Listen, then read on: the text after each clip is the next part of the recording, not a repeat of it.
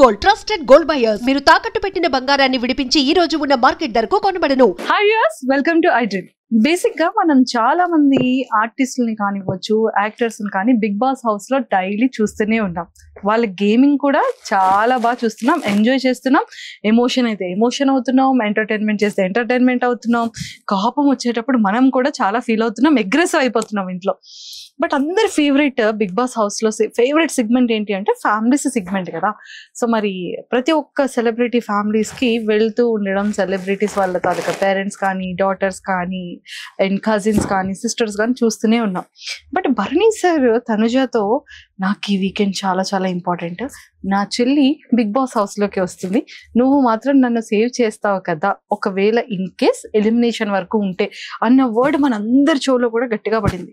And Tanuja and Ritu గారు కూడా bed మీద కూర్చొని మాట్లాడుతున్నప్పుడు మనం కూడా విన్నాం ఆ భరణి గారికి ఆ ఎపిసోడ్ ఎంత ఇంపార్టెంట్ అని. బట్ అన్ఫార్చునేట్లీ చెల్లి ప్లేస్ లో డాటర్ వెళ్ళారు.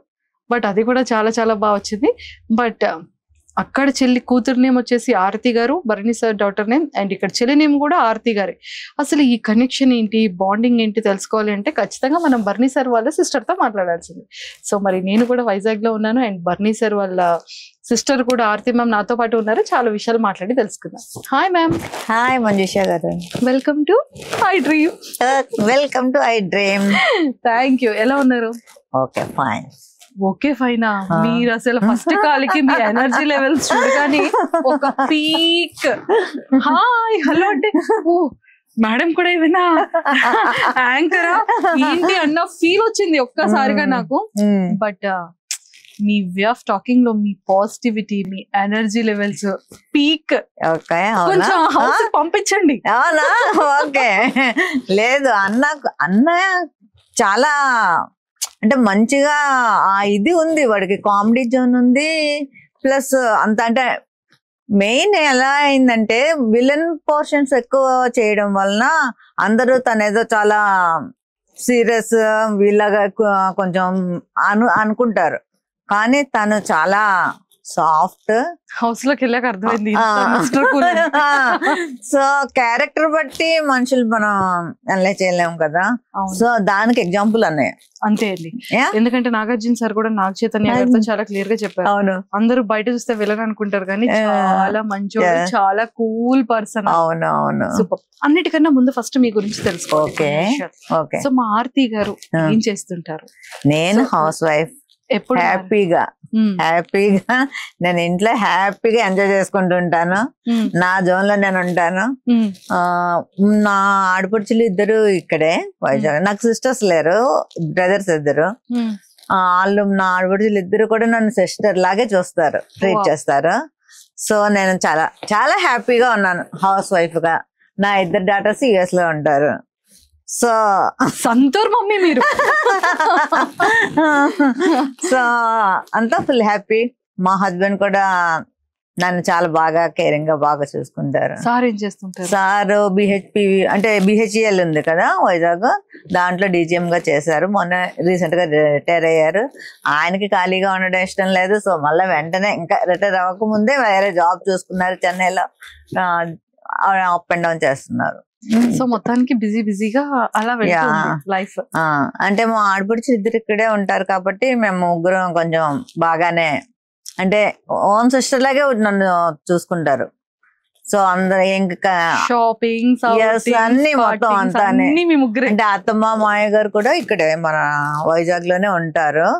వాళ్ళు ఏజ్ అయినా సరే వాళ్ళు సపరేట్ అంటే ఇప్పటికీ కూడా అంటే డిపెండ్ అవ్వాల్సిన టైంలో వెళ్ళొచ్చు అన్న దీంతో వాళ్ళు అలాగే ఉంటారు. ఒక మనిషి తోడు ఉంటారు. సో ఒకవేళ నేను వెళ్ళకుండా మా ఎదురాడబడుచులు వెళ్తే మా అత్తమ్మ గారు కంపల్సరీ అడుగుతారు, ఇది ఆర్తి రాలేదేంటి అని. అంటే ఇంక మా అత్తమ్మ గారు అయితే ఇంకా నేను చెప్పక్కర్లేదు.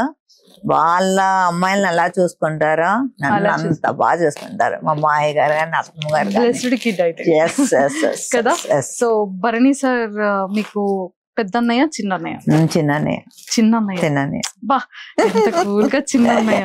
కానీ భరణి సార్ కి మీకు మధ్య ఇంతకన్నా ఇంత స్ట్రాంగెస్ట్ బాండింగ్ ఉంది అని నేను విన్నాను. అసలు ఏంటి ఇద్దరి మధ్యలో బెస్ట్ మెమరీ? చిన్నప్పుడు అన్న చాలా నాటి అసలు. అంటే నేను అసలు మీకు తెలుసా, మా ఫాదర్ సైడ్ అమ్మాయిలు లేరు ఎవరుని, జనరేషన్ లో అందరూ అబ్బాయిలేనంట. సో ఫస్ట్ మా మదర్ కి మా పెద్దన్నయ్య పుట్టాడు. సెకండ్ అమ్మాయి గురించి వెయిట్ చేశారనమాట. అన్నయ్య పుట్టిన తర్వాత, అన్నయ్య పుట్టిన తర్వాత మా నానమ్మ ఎవరు చూడడానికి రాలేదంట. అయ్యో, సెకండ్ టైం కూడా సన్ పుట్టాడని. సో మా డాడీ కూడా చాలా అప్సెట్ అయ్యారంట. కానీ మరి ఇంకా ఓకే, థర్డ్ నేను పుట్టిన తర్వాత చాలా వెరీ వెరీ హ్యాపీ. వాళ్ళు ఫెస్టివల్ చాలా అక్కడ. అంటే మా అత్తమ్మగారు కూడా తెలుసు, అంటే చిన్నప్పటి నుంచి మాయ గారు డాడీ కొలీగ్స్ అనమాట.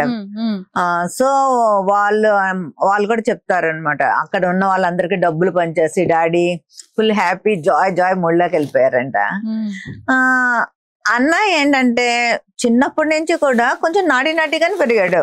పెద్దనే చాలా కామ్ చిన్నప్పటి నుంచి కూడా. అంటే వెనకాల ఏం చేసినా ముందు దొరికేవాడు కాదు వాడు. చిన్న ఏంటంటే ఫస్ట్ ఆఫ్ ఆల్ ఏం చేసినా ముందు దొరికిపోయేవాడు. దొరికిపోయి ఫుల్ మా అమ్మతోటి. మా అమ్మ ఎక్కువగా కొట్టింది అంటే మా చిన్న భరణి సార్ని. అయ్యో ఫుల్.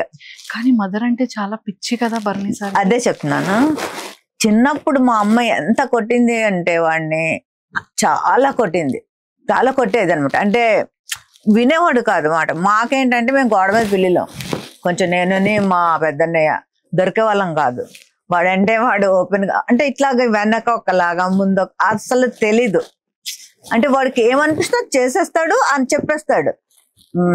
ఇంకా అలాగేమీ ఉండదు, మైండ్ లో వేరేగా మాట్లాడదాము అటువంటిది ఏమీ ఉండదు అనమాట.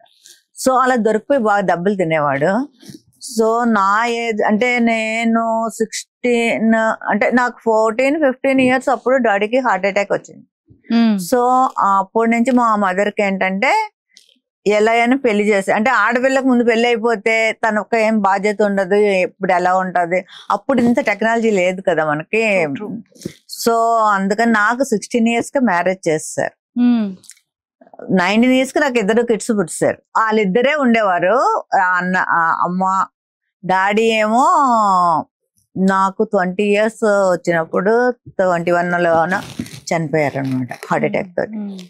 అప్పటి నుంచి అమ్మ భరణితోటే ఉంది. వాళ్ళిద్దరే ఉండేవారు. మేము మధ్యలో వెళ్ళేవాళ్ళం. పెద్దనే ఏమో జాబ్ కి వేరే చోట ఉండేవాడు.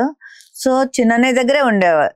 అంటే వాడు ఎంత దెబ్బలు తిన్నాడో ఫుల్ రెస్పాన్సిబిలిటీ వచ్చేసింది వాడికి. ఇంకా తర్వాత అంతా ఇంకా చూడాలి అమ్మని, ఇంకా ఇది అని.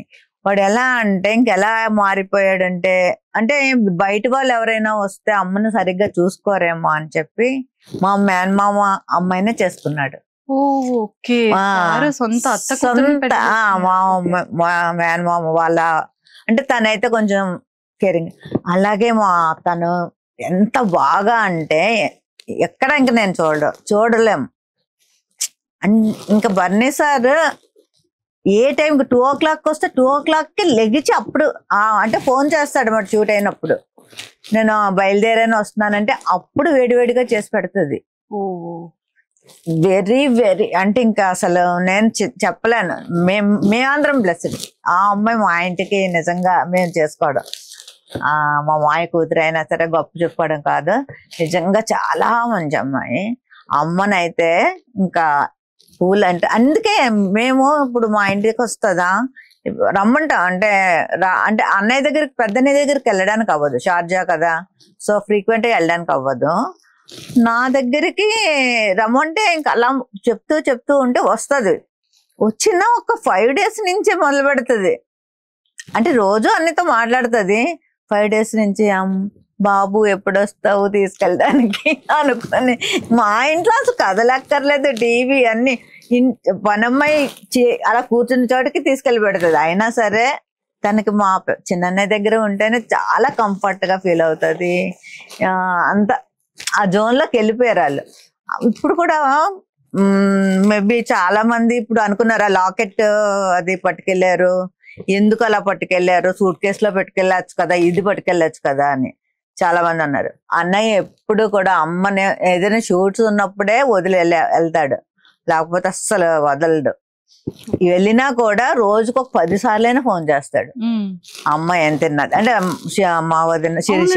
నాకు అదే తెలిసింది అంటే ఎవరికి పిల్లలకి గానీ వైఫ్ కి గానీ కాల్ కూడా చేయరు, అమ్మకి మాత్రం గానీ నైట్ గానీ అమ్మ నువ్వు తిన్నావా అని ఫోన్ చేస్తాడు. అమ్మ గాని ఎత్తకపోతే ఇంకంతే. మా శిరీష తన పేరు, మా అన్నయ్య వైఫ్ పేరు. తనకి ఫోన్ చేసి అమ్మ ఏం చేస్తుంది, ఫోన్ తీయలేదేంటి, ఒకసారి అంటే నిద్రపోయినా కూడా ఒకసారి 2 o'clock షూట్ నుంచి వచ్చినా కూడా అమ్మ దగ్గరికి వెళ్ళిపోతాడు. ముందు వెళ్ళిపోయి అమ్మ పడుకుంటే ఒకసారి వెళ్ళి హగ్ చేసేసుకొని ముద్దు పెట్టుకుని అప్పుడు వెళ్ళి పడుకుంటాడు. అంత కేరింగ్, చాలా కేరింగ్ గా.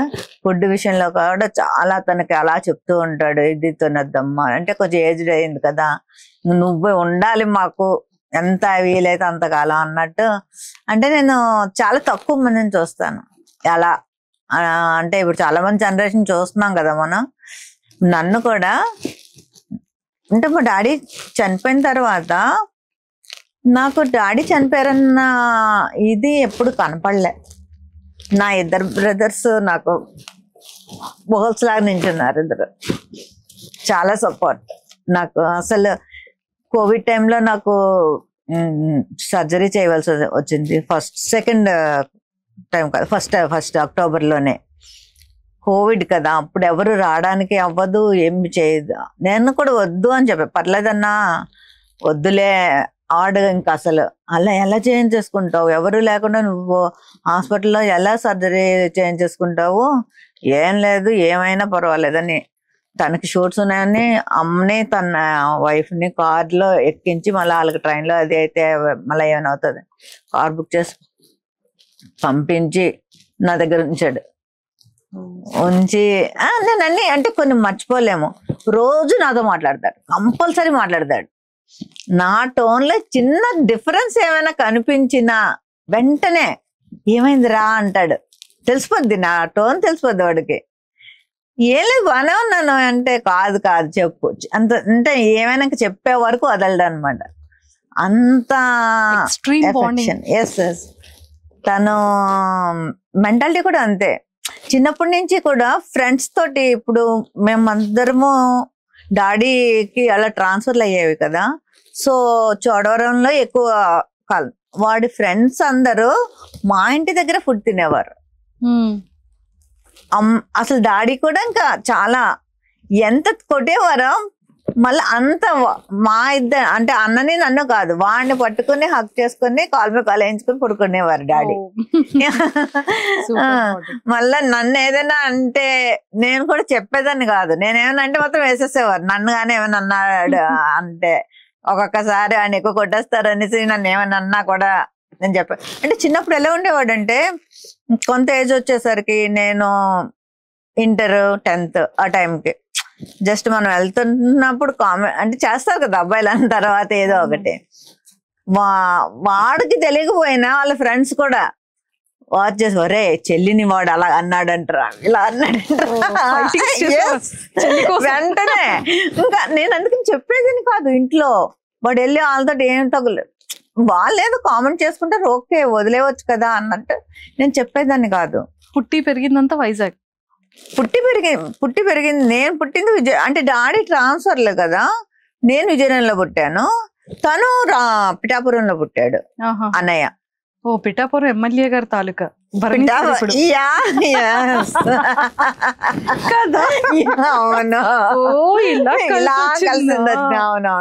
Very very nice. అన్నాళ్ళు ఇప్పుడు సారా సార్ పిఠాపురం తాలూకా ఎమ్మెల్యే గారి తాలూకా కదా మీరు? అవును, పిఠాపురంలో పుట్టాడు డాడీ, పిఠాపురం. సో అక్కడ పుట్టాడు అన్నయ్య. నేనైతే విజయనగరంలో పుట్టాను. చిన్నతనం అంతా చాలా బ్యూటిఫుల్ ఉంది మ్యామ్. చిన్నతనంలో అంతా ఇట్లాగే, అంటే ఇలాగే ఉండేది. అంటే కొంచెం అగ్రెసివ్ గా ఉండేవాడు ఎప్పుడూనే. అంటే మా పెద్దనే చాలా కామ్, చాలా అంటే చాలా కామ్ అనమాట. ఇంకా సార్ చాలా రెబల్ అని కూడా విన్నాను. బాగా అసలు అంత రెబల్ ఇప్పుడు ఎంత సాఫ్ట్ అయిపోయాడు అంటే నేనే నమ్మలేకపోతున్నాను అసలు. ఇంట్లో కూడా ఇప్పుడు అమ్మ వరకు అమ్మ అంటే నన్ను సెకండ్ మదర్ అంటాడు వాడు ఎక్కువ. నా రెండో తల్లి అన్నట్టే ఫీల్ అవుతాడు. ఇంకా వాడికి ఏదైనా ప్రాబ్లం వచ్చినా కూడా నాకే చెప్తాడు అనమాట. సో ఇంట్లో కూడా వాళ్ళు ఎవరు చెప్పలేకపోతే నాకు చెప్తారు ఫోన్ చేసి, మా అమ్మ ఒకసారి వాడికి ఫోన్ చెయ్యి ఇది అది అని. అప్పుడు అంటే నేను కన్వే చేసే విధానం కొంచెం ముందు ఏదో టాపిక్ మాట్లాడి అది మాట్లాడి ఏంటి అప్పుడు ఆ చివరికి ఆ టాపిక్ వచ్చి ఏంటన్నా ఏంటి అని అలా కన్వే చేస్తాను మెల్లిగా. అలా చేస్తే అప్పుడు వాడికి అర్థమవుతుంది. అంటే ఆడికి కన్వే చేసే విధానం రావాలన్నమాట. అలా ఉండేవాడు. కానీ ఇప్పుడు అట్లా కాదు. చాలా కాలం అసలు చాలా డిఫరెంట్గా నాకు అంటే సార్ తోటి పరిచయం అయిన తర్వాత చాలా చాలా కూల్ అంటే కూల్ అయిపోయాడు బాగా. మ్యామ్, మీ ఇద్దరికి భరణి సార్కి మీకు ఉన్న ది బెస్ట్ మెమరబుల్ మూమెంట్ ఏంటి? బెస్ట్ సార్ విషయంలో ఇప్పటికీ కూడా సార్కి ఎక్స్ప్రెస్ చేయకుండా సార్ కోసం మీరు బాధపడిన సందర్భం ఏంటి? మెమరబుల్ మూమెంట్ ఏంటంటే, నేను ఇంటర్లో ఉన్నప్పుడు నన్ను ఎవరో టీచ్ చేసేవారు, అట్లా ఏదో ఉండేది. అది వాళ్ళ ఫ్రెండ్స్ ఎవరో చెప్పారనమాట సంథింగ్, చెల్లిని ఇలాగా వెనకాల ఫాలో అవుతున్నారు ఇది అది అని.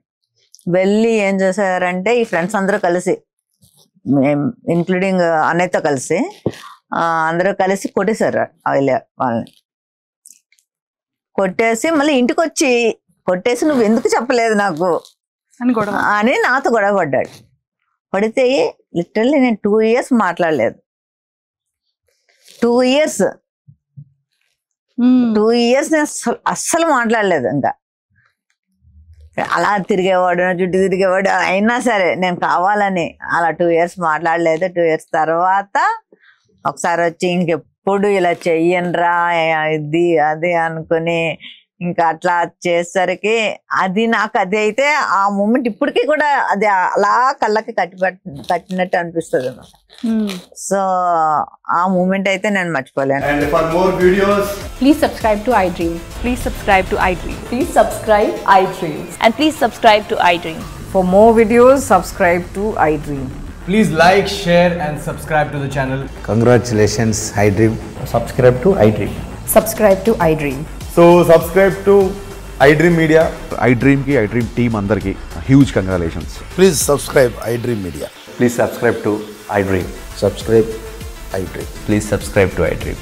iDream అంటే నా కళల ఛానల్ సబ్స్క్రైబ్ చేసుకున్న నోరు తిరుగుతలేదు, మీరైతే గంట గుర్తు కొట్టండి. For more such videos, please subscribe to iDream. Subscribe to iDream. Please subscribe to iDream. Please subscribe iDream Media. Please do subscribe to iDream. Please subscribe to iDream Media. For best entertainment and information, please subscribe iDream. And don't forget to subscribe to iDream.